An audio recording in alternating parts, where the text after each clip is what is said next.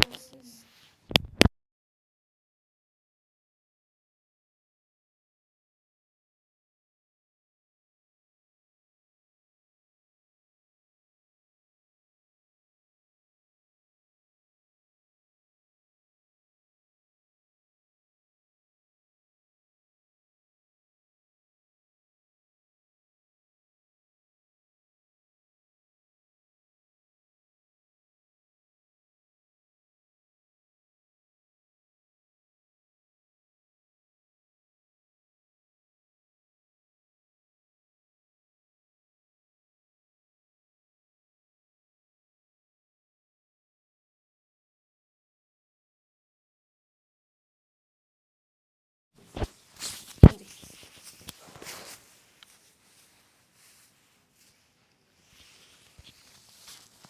Good afternoon.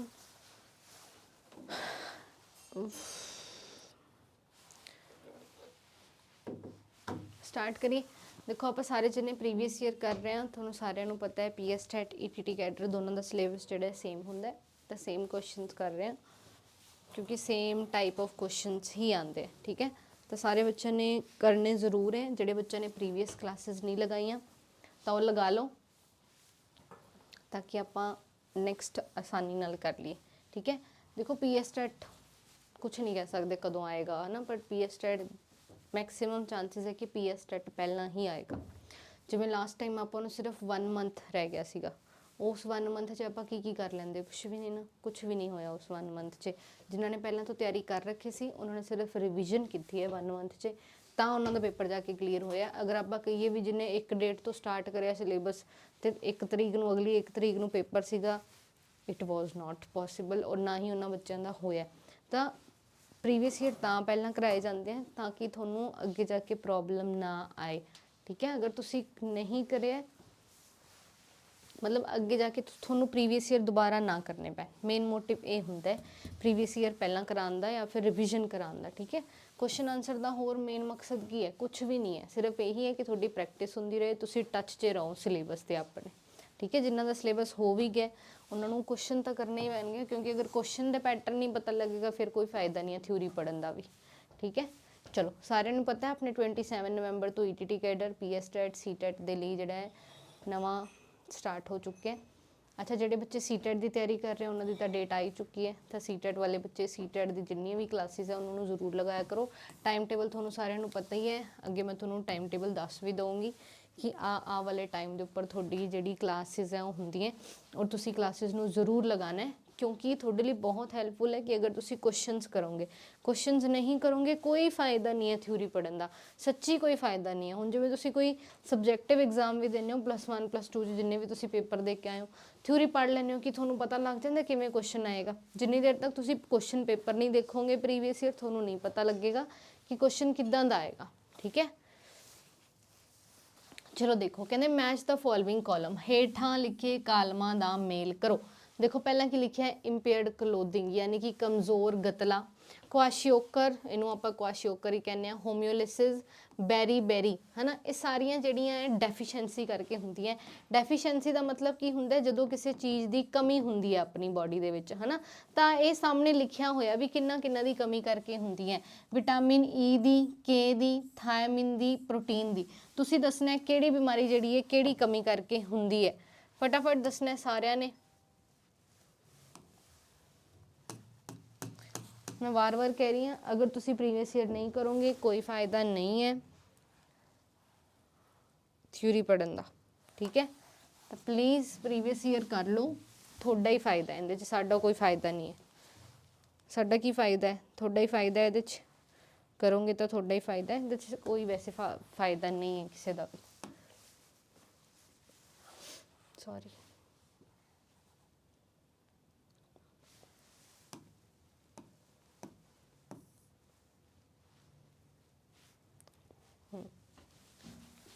चलो करो, board ना अटक जाता है बस।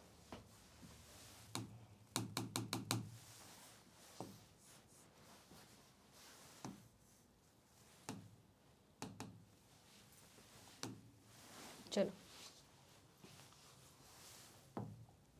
देखो सब तो पहला अगर तुसी कमज़ोर गतलों की गल करो या फिर इंपेयर्ड क्लोथिंग की गल करो तो इंपेयर्ड क्लोथिंग जिहड़ी है तुहाडे कोले हुंदी है विटामिन के की कमी करके, है ना। उस तो बाद देखो अगर क्वाशियोकर की गल करो, क्वाशियोकर किहदे करके हुंदी है, प्रोटीन की कमी करके हुंदी है। होम्योलिसिस की गल करो तो होम्योलिसिस किहड़ी दे नाल हुंदी है, विटामिन ई की कमी करके हुंदी है। और जिहड़ी बेरी बेरी वो सारिਆਂ ਨੂੰ पता ही है विटामिन बी ਨੂੰ ਆਪਾਂ ਹੋਰ ਕੀ ਕਹਿੰਦੇ ਹੁੰਦੇ ਆ, थायमिन, है ना। तो थायमिन या इत्थे लिखिया होया विटामिन बी इक्को ही गल है। तो विटामिन बी या थायमिन की कमी दे नाल की हुंदी है तुहाडे कोले बेरी बेरी हो जाती है। तो देखो की आएगा, ए दा बी आएगा, है ना। तो ये ऑप्शन गई। फिर बी का क्या है, सैकेंड का क्या आएगा, डी आएगा, है ना। तो थर्ड जड़ा है तुहाडे कोले करैक्ट ऑप्शन आ जाएगा। ठीक है, ये ना थोनों हर वारी जड़ा है बीमारियों के विचों क्वेश्चन पूछा ही जाता है। ठीक है, तो बीमारियों के विचों क्वेश्चन अगर पूछा जाता तो बीमारियां जड़ियां तुसीं छड्डनियां नहीं है। सब तो मेन इंपॉर्टेंट विटामिन हो गए, प्रोटीन हो गए, कार्बोहाइड्रेट हो गए, इन्हों तुसीं नहीं छड्डना। बेसिक जी गल है कि फूड वाले चैप्टर चो, खाने वाले चैप्टर के विचों पक्का क्वेश्चन आता ही आता है। ठीक है, नैक्सट क्वेश्चन देखो, कहते मैं ना switch is in of position, जदों एक स्विच जिहड़ा बंद स्थिति दे विच हुंदा है ना, इन्होंने मेनली ये पूछे circuit starting from positive terminal of cell stop at switch, cell दे सकारात्मक टर्मिनल तो शुरू होने वाला सर्किट स्विच ते रुक जाता है। सर्किट इज़ ओपन या सर्किट खुला हुंदा है।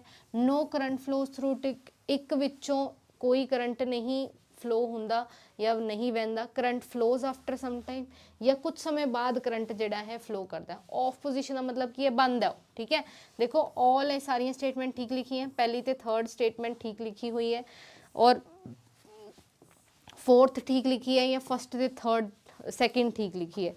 तुसी दसो की आएगा। देखो सब तो पहला की लिखे circuit starting from positive terminal of cell stop at of the switch, जिन्ना भी हुण तुहाडे कोले करंट फ्लो कर रहा सीगा या सर्किट दे विच करंट आ रहा सीगा, जदों आपां स्विच नूं ऑफ करांगे करंट फ्लो करना बंद कर देगा। सही लिखिया, बिल्कुल ठीक लिखिया। कहंदे जिहड़ा पॉजिटिव टर्मिनल तो सर्किट दे विचों करंट फ्लो कर रहा सीगा, वो की हो जाएगा, रुक जाएगा, यानी कि स्टॉप कर देगा। दूसरी देखो सर्किट ओपन हुंदा, यानी कि सर्किट ओपन ही हो जाता है। जिवें आपां सर्किट बनाने इदां, आह वाली पोजीशन आपां किहनूं कहने हैं, जदों ओह ऑफ हुंदी है।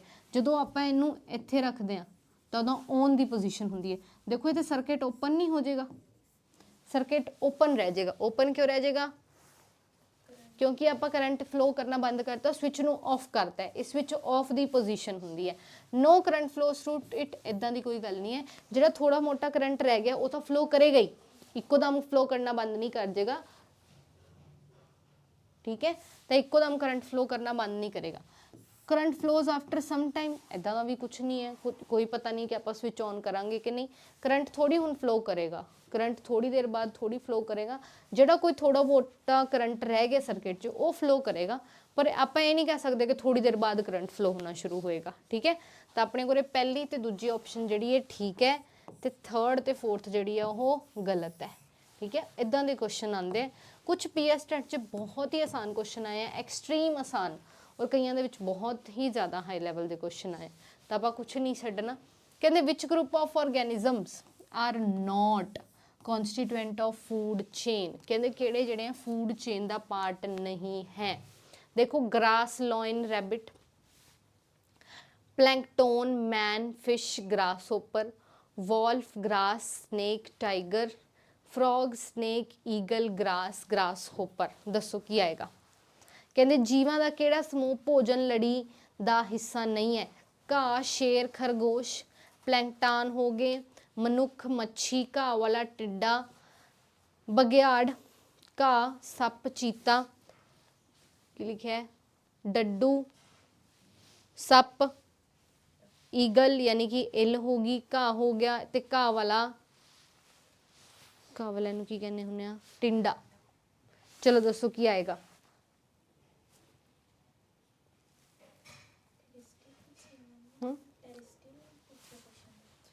Not a constituent of food chain, यानी कि फूड चेन प्रॉपर नहीं बना रहे। देखो सब तो पहला देखो ग्रास लॉइन रैबिट, ग्रास नूं कौन खांदा है, ਰੈਬਿਟ ਹੈ ਨਾ, ਰੈਬਿਟ ਨੂੰ ਡੀਅਰ ਖਾ ਲੇਗਾ ਜਾਂ ਰੈਬਿਟ ਨੂੰ ਲਾਇਨ ਵੀ ਖਾ ਸਕਦਾ ਹੈ।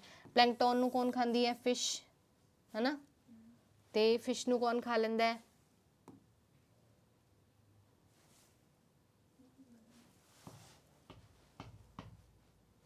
ਫਿਸ਼ ਨੂੰ ਕੌਣ ਖਾ ਲੈਂਦਾ ਹੈ? ਮੈਨ। ਫਿਸ਼ ਨੂੰ ਗ੍ਰਾਸ ਹੋਪਰ ਵੀ ਖਾ ਸਕਦਾ ਹੈ ਜਾਂ ਹਾਂ ਠੀਕ ਹੈ। ਵੋਲਫ, ਗ੍ਰਾਸ, ਸਨੇਕ ਤੇ ਟਾਈਗਰ, ਦੇਖੋ ਇਹਨਾਂ ਦੀ ਕੋਈ ਚੇਨ ਨਹੀਂ ਬਣ ਰਹੀ। ਗ੍ਰਾਸ ਨੂੰ ਇੱਥੇ ਕੌਣ ਖਾਏਗਾ? ਨਾ ਤਾਂ ਸਨੇਕ ਖਾਏਗਾ, ਨਾ ਟਾਈਗਰ ਖਾਏਗਾ, ਤੇ ਨਾ ਹੀ ਵੋਲਫ ਖਾਏਗਾ। ਗ੍ਰਾਸ ਤਾਂ ਇਕੱਲੀ ਰਹਿ ਗਈ ਹੈ ਨਾ। ਫਰੋਗ, ਸਨੇਕ, ਈਗਲ, ਇਹ ਤਾਂ ਪੂਰੀ ਹੈ। ਗ੍ਰਾਸ ਨੂੰ ਕੌਣ ਖਾਏਗਾ? Grass hopper. ਗ੍ਰਾਸ ਹੋਪਰ ਨੂੰ ਕੌਣ ਖਾ ਲੇਗਾ? ਫਰੋਗ है ना। फ्रॉग ਨੂੰ कौन खा लेगा? स्नेक। स्नेक ਨੂੰ कौन खा लेगी? ईगल। ठीक है, तो ये तो पूरी फूड चेन है। देखो इत्थे अपने कोले हर्बीवोर है ही नहीं कोई, ਇਹਦੇ 'ਚ कोई हर्बीवोर है, यानी कि प्लैंकटन ਨੂੰ ग्रास होपर भी खा सकता है। ठीक है, और ग्रास होपर ਨੂੰ फिश भी खा सकती है, और फिश ਨੂੰ ਤੁਹਾਡੇ ਕੋਲੇ मैन खा ਲੈਂਦਾ। ठीक है, तो बेसिक जी गल है कि सी ऑप्शन ਦੇ ਵਿੱਚ देखो, सी ऑप्शन ਦੇ ਵਿੱਚ ਕੀ ਹੈ ਤੁਹਾਡੇ ਕੋਲੇ? ਬਗਿਆੜ, ਘਾਹ, ਸੱਪ, ਚੀਤਾ। देखो ਘਾਹ ਨੂੰ ਖਾਣ ਵਾਲਾ ਕੋਈ ਵੀ ਨਹੀਂ ਹੈ ਇੱਥੇ। ਜਦੋਂ ਘਾਹ ਨੂੰ ਖਾਣ ਵਾਲਾ ਕੋਈ ਨਹੀਂ ਹੈ ਤਾਂ ਮਤਲਬ ਇੱਕ ਕਨਸਟੀਟੂਐਂਟ ਦੀ ਐਬਸੈਂਸ ਹੈਗੀ ਹੈ, यानी कि ਇਹਦੇ ਵਿੱਚ ਇੱਕ ਇਦਾਂ ਦਾ ਆਰਗੈਨਿਜ਼ਮ ਨਹੀਂ ਹੈ ਜਿਹੜਾ ਹਰਬੀਵੋਰ ਹੈ, ਜਿਹਦੇ ਕਰਕੇ ਕੀ ਹੈ ਕਿ ਗ੍ਰਾਸ ਨੂੰ ਕੌਣ ਖਾਏਗਾ ਤਾਂ ਪੂਰੀ ਫੂਡ ਚੇਨ ਕਿਵੇਂ ਪੂਰੀ ਹੋਏਗੀ। ठीक है, अगर ग्रास ਨੂੰ ਖਾਣ ਵਾਲਾ ਕੋਈ ਹੈ ਨਹੀਂ। प्लास्टिक की है? एक कंडक्टर है, कन्वेक्टर है, इंसुलेटर है या फिर कैपेसिटर है? दसो की हुंदा है? कंडक्टर ਕਿਹੜੇ ਹੁੰਦੇ ਆ? ਜਿਨ੍ਹਾਂ ਦੇ ਵਿੱਚੋਂ ਇਲੈਕਟ੍ਰਿਸਿਟੀ ਪਾਸ ਕਰ ਜਾਂਦੀ ਹੈ। ਕੀ ਪਲਾਸਟਿਕ ਚੋਂ ਕਰਦੀ ਹੈ? नहीं करती। कन्वेक्टर है ये? नहीं है। देखो एक कैपेसिटर है? नहीं है। एक इंसुलेटर है। इंसुलेटर का मतलब होंगे जिन्हें विचों इलैक्ट्रिसिटी बिल्कुल भी पास नहीं करती। ठीक है, तो प्लास्टिक के विचों कोई भी इलैक्ट्रॉन नहीं फ्लो करते, कोई इलैक्ट्रिसिटी पास नहीं करती, जिदे करके आप की कह देंगे कि इंसुलेटर है कौन? प्लास्टिक। क्लीयर होगी गल? तो करैक्ट ऑप्शन आएगा सी। नैक्सट देखो, कहते the first mammal to be cloned was, पहला मैमल जिंदी आप क्लोन बनाया सी। क्लोन का मतलब की होंगे? ਜਿਹੜਾ ਬਿਲਕੁਲ ਐਗਜ਼ੈਕਟ ਸੇਮ ਹੋਵੇ ਆਪਣੇ ਪੇਰੈਂਟ ਦੇ, ਯਾਨੀ ਕਿ ਜੈਨੇਟਿਕਲੀ ਸੇਮ ਹੋਏ। ਜਿਵੇਂ ਹੁਣ ਆਪਾਂ ਆਪਣੇ ਮੰਮਾ ਪਾਪਾ ਵਰਗੇ ਹੈਗੇ ਆ, ਪਰ ਸਾਰੇ ਆਪਣੇ ਮੰਮਾ ਪਾਪਾ ਵਰਗੇ ਨਹੀਂ ਹੈਗੇ। ਠੀਕ ਹੈ, ਜੈਨੇਟਿਕਲੀ ਆਪਾਂ ਡਿਫਰੈਂਟ ਹੈ, ਥੋੜਾ ਜਿਹਾ ਆਪਣੇ 'ਚ ਡਿਫਰੈਂਸਿਸ ਹੈਗੇ ਆ, ਜੀਨਸ 'ਚ ਆਪਣੇ ਡਿਫਰੈਂਸ ਹੈ। ਪਰ ਅਗਰ ਤੁਸੀਂ ਗੱਲ ਕਰੋ ਪਹਿਲਾ ਮੈਮਲ ਜਿਹੜਾ ਆਪਾਂ ਬਣਾਇਆ ਸੀਗਾ, ਜਿਹੜਾ ਬਿਲਕੁਲ ਸੇਮ ਸੀਗਾ, ਯਾਨੀ ਕਿ ਉਹਦਾ ਜੈਨੇਟਿਕ ਮਟੀਰੀਅਲ ਬਿਲਕੁਲ ਸੇਮ ਸੀਗਾ, ਆਪਾਂ ਕੌਣ ਬਣਾਇਆ ਸੀ? ਇੱਕ ਹਾਥੀ ਬਣਾਇਆ ਸੀਗਾ, डोली भेड़ बनाई सीगी, हाइड्रा हो गया, या उपरोक्त विचों कोई भी नहीं? फटाफट दसो। देखो ये बहुत इंपॉर्टेंट क्वेश्चन है, ये 2 तो 3 बारी क्वेश्चन रिपीट होया। सब तो पहला जो क्लोन बनाया गया सीगा ना, डॉली शीप का बनाया गया सी। शीप सीगा, उसका नाम डॉली सीगा। ਉਹਦਾ ਜਿਹੜਾ ਹੈ ਆਪਾਂ ਕਲੋਨ ਬਣਾਇਆ ਸੀ, ਐਗਜ਼ੈਕਟ ਉਹਦਾ ਬੱਚਾ ਜਿਹੜਾ ਆਪਾਂ ਲੈਬੋਰਟਰੀ ਦੇ ਵਿੱਚ ਬਣਾਇਆ, ਉਹ ਐਗਜ਼ੈਕਟ ਜੈਨੇਟਿਕਲੀ ਸੇਮ ਸੀਗਾ ਉਹਦੇ। ਠੀਕ ਹੈ, ਕਿਹਦੇ? ਆਪਣੀ ਡੋਲੀ ਸ਼ੀਪ ਦੇ, ਯਾਨੀ ਕਿ ਸ਼ੀਪ ਦੇ ਬਿਲਕੁਲ ਸੇਮ ਸੀਗਾ ਜੈਨੇਟਿਕਲੀ ਵੀ ਤੇ ਬਾਹਰੋਂ ਵੀ। ਅਗਰ ਉਹ ਜੈਨੇਟਿਕਲੀ ਸੇਮ ਹੈ ਤਾਂ ਬਾਹਰੋਂ ਵੀ ਸੇਮ ਹੋਏਗਾ। ਦੇਖੋ ਮੈਂ ਤੁਹਾਨੂੰ ਕਹਿ ਰਹੀ ਸੀ ਕਿ ਨਾ ਸੀਟੈਟ ਦੇ ਲਈ ਜਿਹੜਾ ਤੁਹਾਡਾ ਟਾਈਮ ਟੇਬਲ ਹੈ, ਸਾਰੇ ਟੀਚਰਸ ਜਿਹੜੇ ਆਪਣੀ ਟਾਈਮਲੀ ਕਲਾਸ ਲਗਾਉਂਦੇ, 1:30 ਵਜੇ ਆਪਣੀ ਇੰਗਲਿਸ਼ ਗ੍ਰਾਮਰ ਦੀ ਕਲਾਸ ਹੁੰਦੀ ਹੈ, 2 ਵਜੇ ਆਪਣੀ ਇੰਗਲਿਸ਼ ਪੈਡਾਗੋਜੀ ਦੀ ਕਲਾਸ ਹੁੰਦੀ ਹੈ, 2:30 ਵਜੇ ਮੇਰੀ ਹੁੰਦੀ ਹੈ, ਤੁਹਾਨੂੰ ਸਾਰਿਆਂ ਨੂੰ ਪਤਾ ਹੈ ਸਾਇੰਸ ਦੀ, ਤੇ 2:30 ਵਜੇ ਤੁਹਾਡੀ ਮੇਰੇ ਆਲਟਰਨੇਟ ਸਾਜਨ ਸਰ ਲਗਾਉਂਦੇ ਜਿਹੜੇ ਬੱਚੇ SST ਦੀ ਤਿਆਰੀ ਕਰਦੇ। 3 ਵਜੇ ਪੰਜਾਬੀ ਦੀ ਕਲਾਸ ਹੁੰਦੀ ਹੈ, ਅਨਮੋਲ ਸਿੰਘ ਸਰ ਲਗਾਉਂਦੇ। 4:30 ਤੇ ਤੁਹਾਡੀ ਪੋਲਿਟੀ ਦੀ ਕਲਾਸ ਹੁੰਦੀ ਹੈ। 8 ਵਜੇ ਮੈਥ ਦੀ, 8:30 ਵਜੇ EVS ਦੀ ਹੁੰਦੀ ਹੈ, ਤੇ 9 ਵਜੇ ਤੁਹਾਡੀ ਲਾਸਟ ਜਿਹੜੀ ਮੇਨ ਕਲਾਸ ਰਹਿੰਦੀ ਹੈ CDP ਦੀ। ਮੇਨ ਤੁਹਾਡੇ ਕੋਲੇ CDP ਦੀ ਹੀ ਕਲਾਸ ਹੁੰਦੀ ਹੈ, ਕਿਉਂਕਿ ਮੈਕਸਿਮਮ ਪੈਡਾਗੋਜੀ ਤੁਹਾਡੀ CDP 'ਚ ਹੀ ਕਵਰ ਹੋ ਜਾਂਦੀ। ठीक है, तो 9 बजे वाली क्लास जरूर लगाया करो। कहते photographic camera works on which of following phenomena of light. अपने को कैमरा होंगे जो बेसिकली जो आप फोटो खिंचते एकदम लाइट पैंदी और वो फोटो लग जाती है ना, वो बेसिकली किहड़े पार्ट के उपर काम करता है? रिफ्लैक्शन ते, रिफ्रैक्शन ते, डिस्पर्शन ते या स्कैटरिंग ते? प्रतिबिंब ते या फिर अपरवर्तन ते, फैला ते या फिर खिंडा ते? दसो किहदे ते डिपेंड करता है? किहदे? Refraction, reflection. देखो किहदे तो डिपेंड करता है? रिफ्रैक्शन ते। ठीक है, हमेशा याद रखना जो भी रिफ्रैक्शन पढ़ाया भी जाता है उदों भी कराया सीगा। जिहड़े बच्चों ने मेरे को फिजिक्स की तैयारी की है लास्ट PS टेट च, उन्होंने पता है कि रिफ्रैक्शन दे विच इहदी मैं एग्जैक्ट एग्जाम्पल तुहानूं लिखाई सीगी कि जिहड़ा फोटोग्राफ वाला कैमरा है वो रिफ्रैक्शन ते काम करता है। लेंस हुंदा ना उहदे च, तो रिफ्रैक्शन आप लेंस च यूज़ करते हैं? नहीं, देखो मीडियम चेंज करके नहीं। देखो सपोज कर लो एक लेंस है, एक मिरर है, ਹੁਣ ਤੁਸੀਂ ਇਹ ਦੱਸੋ ਕਿ ਜਿਹੜਾ ਤੁਹਾਡਾ ਕੈਮਰਾ ਹੈ ਉਹਦੇ 'ਚ ਲੈਂਸ ਹੁੰਦਾ ਕਿ ਮਿਰਰ? ਲੈਂਸ ਹੁੰਦਾ ਨਾ, ਤਾਂ ਲੈਂਸ ਦੇ ਨਾਲ ਕੀ ਹੁੰਦੀ ਹੈ? ਰੀਫਰੈਕਸ਼ਨ ਹੁੰਦੀ ਹੈ, ਰਿਫਲੈਕਸ਼ਨ ਨਹੀਂ ਹੁੰਦੀ।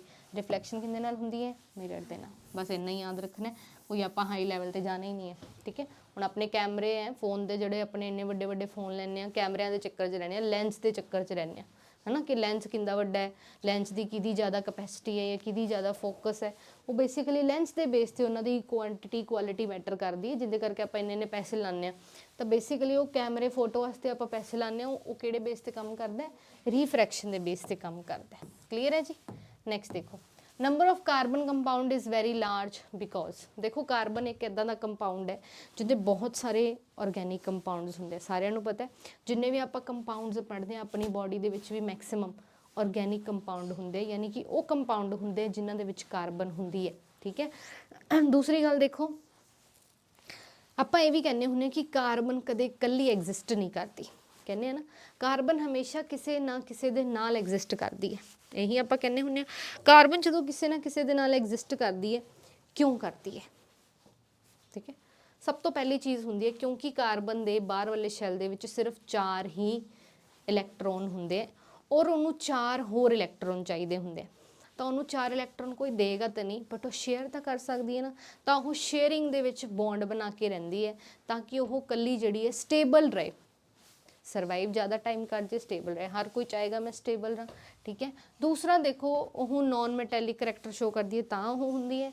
तीसरी की लिखी है एलोट्रोपी शो करती है, यानी कि भिन्नपूरता शो करती है, यानी कि होंगी है बहुत सारिया टाइप्स है कार्बन दियाँ, जिवें हुण ग्रेफाइट है, डायमंड है, बकमिनिस्टर फलोरीन है, ये सारिया होंगी की है एलोट्रॉप्स है, यानी कि टाइप्स है कार्बन दियाँ भी। कार्बन इन्ना तुसी कह लो कि भागां दे विच ही, तुसी कह लो कि भिन्नपूरता शो करती है। हर एक जगह के उपर तुहाडे कोले कार्बन है पर अलग अलग फॉर्म दे विच है, ठीक है। It has strong catenation property. अच्छा, नंबर ऑफ कार्बन कंपाउंड क्यों होंगे? क्योंकि उनके कोले 4 इलैक्ट्रॉन है बाहर, या फिर उनके कोले नॉन मैटेलिक करैक्टर है, या फिर वो एलोट्रॉपी शो करती है, या फिर वो स्ट्रोंग कैटिनेशन प्रॉपर्टी। अच्छा, कैटिनेशन का मतलब की होंदा है इस दे अंदर लड़ी बनाउण दा गुण है, यानी कि यह अपने आप किसी ना किसी दे नाल कंबाइन हो सकती है, लंबी लंबी चेन बना सकती है। हुण तुसीं दसो की आएगा?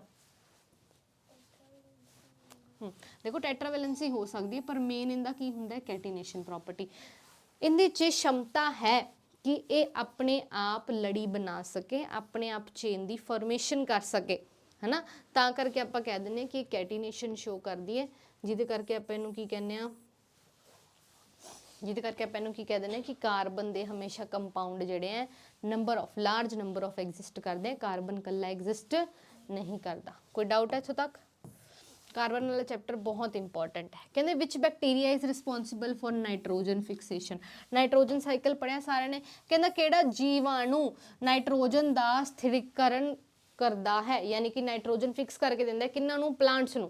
ईकोलाई है, राइजोबियम है, स्पायरोगायरा है, लैक्टोबैसिलस है। माइक्रो ऑर्गेनिज्म वाला चैप्टर बहुत इंपॉर्टेंट है, हर बारी इहदे च क्वेश्चन आंदा ही आंदा है, ठीक है। तो माइक्रो ऑर्गेनिज्म का पार्ट भी आप इस क्वेश्चन में कह सकते हैं या नाइट्रोजन साइकिल का भी कह सकते हैं, किसी का भी पार्ट मान लो, दोनों च ही तुसीं पढ़िया होया। दसो की आएगा? राइजोबियम। देखो ईकोलाई है, बेशक यह बैक्टीरिया है पर यह इदां दा बैक्टीरिया है जो हर 20 मिनट दे विच डिवाइड करता है। अगर तुहानूं पुछ लिता जाए मैक्सिमम जिहड़ी है डिवाइड करन दी प्रॉपर्टी किहड़े बैक्टीरिया कोल है, फिर तुसीं की लगाओगे? ईकोलाई। स्पायरोगायरा एल्गा है, लैक्टोबैसिलस एक इदां दा बैक्टीरिया जिहड़ा कर्ड दे विच पाया जाता है, जिहड़ा उन्नूं तुसीं कह लो कि कर्ड दी फॉर्मेशन दे लई हैल्पफुल हुंदा है। अगर तुहानूं नाइट्रोजन फिक्सेशन दे लई पुछ लिता जाए तो किहड़ा बैक्टीरिया है? राइजोबियम, ठीक है। हुण सिर्फ आपां राइजोबियम पढ़ना, इहदे च अपना मेन मोटिव नहीं है, आपां नूं बाकियां बारे पता लगे, ये अपना मेन मोटिव है क्वेश्चन करन दा, ठीक है। अगर उन्हें राइजोबियम च क्वेश्चन पाया तो इन्हां तिन्नां दे विच्चों भी पा सकदा है। क्लीयर? नैक्सट देखो, what is the collective term of disease causing organism. जिन्ने भी माइक्रो ऑर्गेनिज्म होंगे सारे दे सारे डिजीज़ कॉजिंग नहीं होंगे।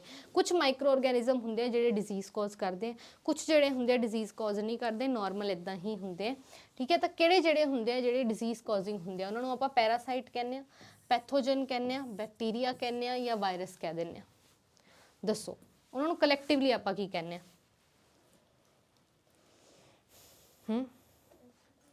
देखो चाहे वो बैक्टीरिया ਚਾਹੇ ਉਹ ਵਾਇਰਸ ਹੈ, ਚਾਹੇ ਉਹ ਪੈਰਾਸਾਈਟ ਹੈ, ਜੋ ਮਰਜ਼ੀ ਹੈ, ਆਪਾਂ ਉਹਨਾਂ ਨੂੰ ਕੀ ਕਹਿਣਾ ਹੈ, ਪੈਥੋਜਨ कहना है। ਜਿਹੜੇ ਮਰਜ਼ੀ ਦੇਖੋ, ਪੈਰਾਸਾइट भी माइक्रो ऑर्गेनिज्म है, बैक्टीरिया भी माइक्रो ऑर्गेनिज्म है, वायरस भी माइक्रो ऑर्गेनिज्म है, चाहे वो बैक्टीरिया होए, चाहे वो पैरासाइट होए, चाहे वो वायरस होए, है तो एक वो माइक्रो ऑर्गेनिज्म ना। तो ਜਿਹੜਾ भी माइक्रो ऑर्गेनिज्म ਜਿਹੜੀ ਮਰਜ਼ੀ डिजीज़ कॉज करे, उन्होंने सारे ਆਪਾਂ ਕੀ ਕਹਿ ਦਿੰਦੇ ਆ, ਪੈਥੋਜਨ ਦਾ ਨਾਮ ਦੇ ਦਿੰਦੇ ਆ। ठीक है, जीवाणु ਆਪਾਂ ਇਹਨਾਂ ਨੂੰ ਕਹਿੰਦੇ ਆ।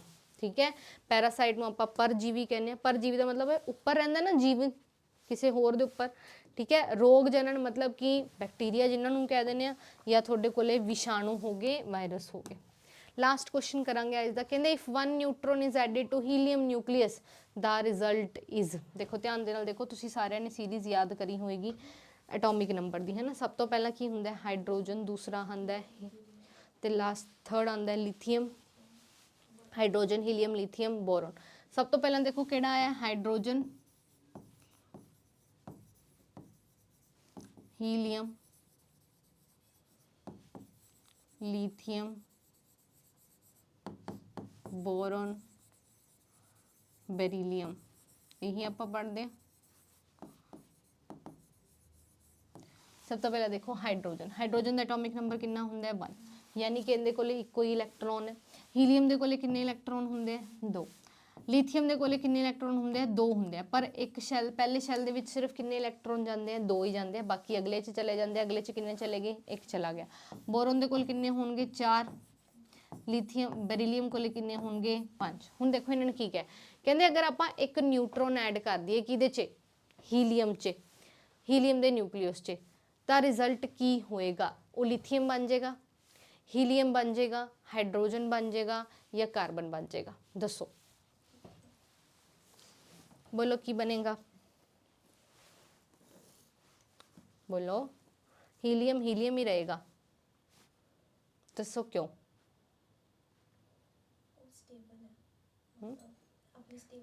गल देखो अपने को किदी हुई है, न्यूट्रॉन दी। अगर इत्थे लिखिया हुंदा ना प्रोटोन या लिखिया हुंदा इलैक्ट्रॉन, फिर आप कह सकते सीगे कि इन्हें लिथियम बना लिया। पर इत्थे अपने को गल किदी हुई है, न्यूट्रॉन दी।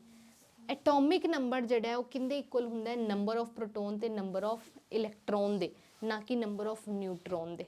न्यूट्रॉन दे नाल कोई फर्क नहीं पएगा इलैक्ट्रॉन्स ते ना ही थोड़े प्रोटोन्स ते।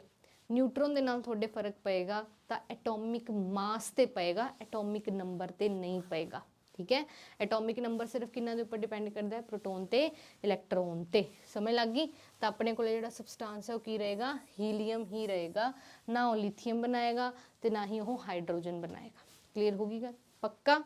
अज के क्वेश्चन आप इत्थों तक ही रखांगे। ठीक है, बाकी आप नैक्सट क्लास के करांगे। प्लीज़ क्लास नूं जरूर लगाया करो, क्योंकि ये क्लास हैल्पफुल है। हुण मैं पंजाबी च भी करानी आ, कोई भी टीचर थोनों पंजाबी इंग्लिश दोनों के विच नहीं कराएगा, या तो कल्ला पंजाबी कराएगा या कल्ला इंग्लिश। मैं दोनों करा रही हाँ, क्योंकि थोड़ी कन्वीनियंस के हिसाब के नाल चल रही।